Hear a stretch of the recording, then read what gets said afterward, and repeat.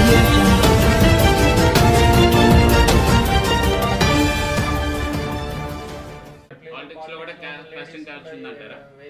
Politics లో casting couch అనేది కొంచెం కష్టం. ఎందుకంటే వివిధ రాష్ట్రాల నుంచి వివిధ జిల్లాల నుంచి వచ్చిన మహిళలకి యూనిఫామ్ అప్లికేషన్ ఎవరు ఉండరు కాబట్టి పార్లమెంట్లో కష్టం.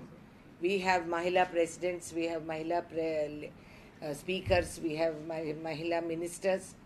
సో పార్లమెంటులో కౌచే లేదులే, కాస్టింగ్ కౌచ్ తర్వాత మాట. కానీ పార్లమెంటులో అమలు చేసే చట్టాలు are not removed from society. Parliament అనేది comes from the public, from the society. అంటే మీరు వచ్చేది సమాజం నుంచి కదండి.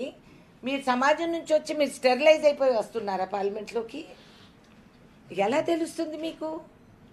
పార్లమెంటులోకి ఇప్పుడు మేము వస్తాము, మేము ఎక్కడి నుంచి వస్తున్నాం, మా బ్యాక్గ్రౌండ్ ఏంటి, మేము ఏమి అనుభవించి వచ్చామనేది మీకు తెలియదు కదా. So everybody comes to parliament from the same society.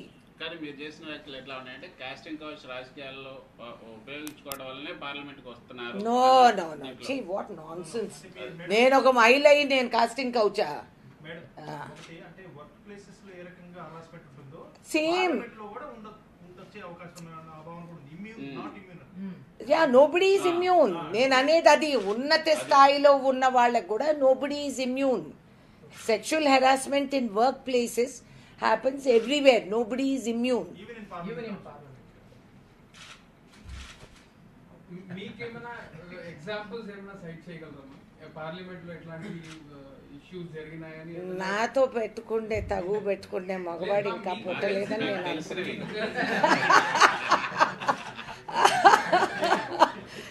అంత మొనగాడు ఇంతవరకు ఎవరు జన్మించలేదు.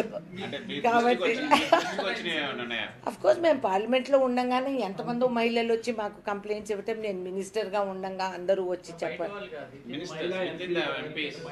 విత్ ఇన్ ఎంపీస్ ఉండే 11% మహిళల్లో మేము 50% వచ్చినప్పుడు ఏమన్నా చెప్పగలుగుతాం. కానీ ఇవాళ రోజు 11%, మేము వచ్చినప్పుడు 5%, 4%, 6% తప్పితే ఎక్కువ మంది లేరు.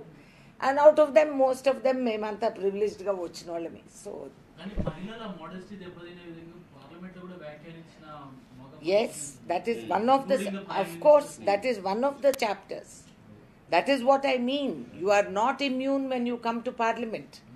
పార్లమెంట్లో కాస్టింగ్ కౌచ్ అంటే కేవలం కౌచ్ కాదు, మానసిక విధంగా హౌ దే హ్యావ్ హెరాస్డ్. ఒక దేశ ప్రధానమంత్రి నిలబడి అసభ్యంగా మహిళలతో మాట్లాడటం, వాళ్ళ దాని గురించి మా వెయిటు, మా హైటు, మా రంగు, మా ఫిగరు ఇవి చర్చించే వాక్యాల పార్లమెంట్లో?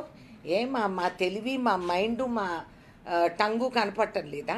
How are we less capable than the men? We are not here as part of your entertainment. ఇప్పుడు ఈ కొరియోగ్రాఫర్ సరోజా ఖాన్ అని చెప్తూ, టాలెంట్ ఉంటే మీరు అట్లా కాస్టింగ్ కౌచ్ చేయాల్సిన అవసరం ఉండదు, టాలెంట్ లేని వాళ్ళే అట్లా చేస్తుంటారు, మీరు ఎందుకు అట్లా? I can't judge about talent. Talent ఉందా, నో టాలెంట్ ఉందా కాదు.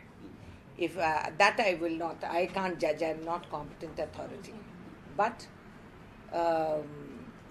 నేను అనుకోవటం ఆమె ఏమనిందో కరెక్ట్గా నాకు తెలీదు. ఐ డోంట్ నో ద పూర్తి స్టేట్మెంట్. కానీ తన అంటంలో నేను అంటంలో ఇదేని అనుకుంటాను.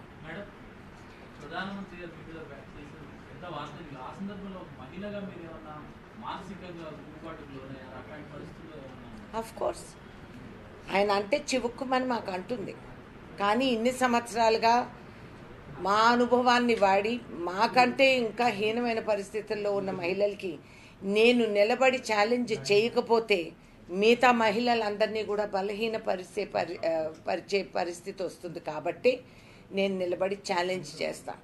కిరణ్ రిజిజు ఒక దేశానికి జూనియర్ హోమ్ మినిస్టర్గా ఉండి చట్టాలు అమలు చేయాల్సిన వ్యక్తి, ఆయన అసభ్యంగా ప్రవర్తించి ఆయన అప్లోడ్ చేసిన వీడియోస్ని మళ్ళా భయపడి ఆయన డిలీట్ చేయటం చాలా శోచనీయం.